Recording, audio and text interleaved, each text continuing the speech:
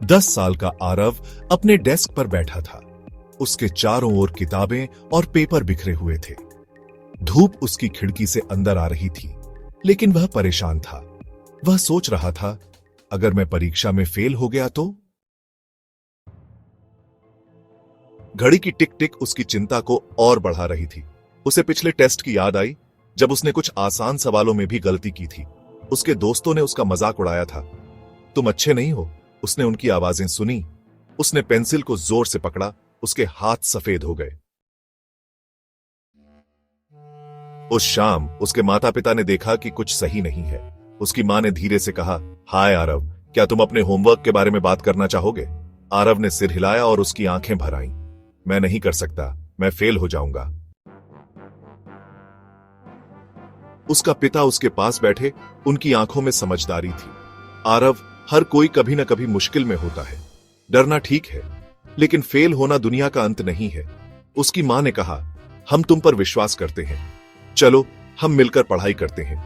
हम हर रात अभ्यास करेंगे। उनकी मदद से आरव ने धीरे धीरे आत्मविश्वास पाया। उन्होंने मिलकर सवालों को हल किया।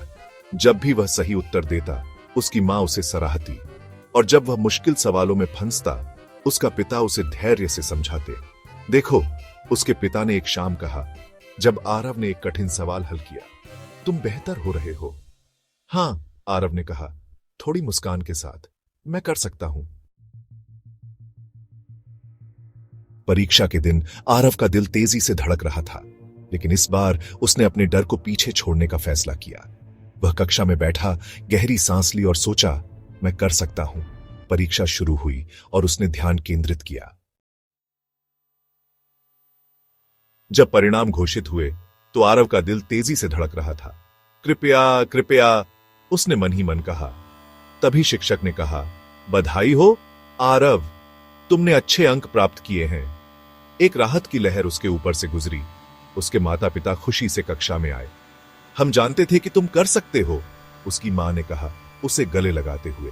मुझे यकीन नहीं था, आरव ने कहा, उसकी मां के कंधे पर, लेकिन अब मुझे अलग महसूस हो रहा है।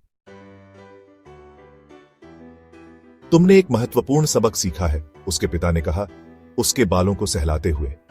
डर शक्तिशाली हो सकता है, लेकिन साहस भी। तुमने अपने डर का सामना किया और देखो तुम्हें क्या मिला। उस शाम जब उन्होंने आइसक्रीम के साथ जश्न मनाया, आरव को पता था कि उसने केवल एक परीक्षा नहीं जीती, उसने अपने डर को पार किया। अब वह खुद को स्वतंत्र महसूस कर रहा था।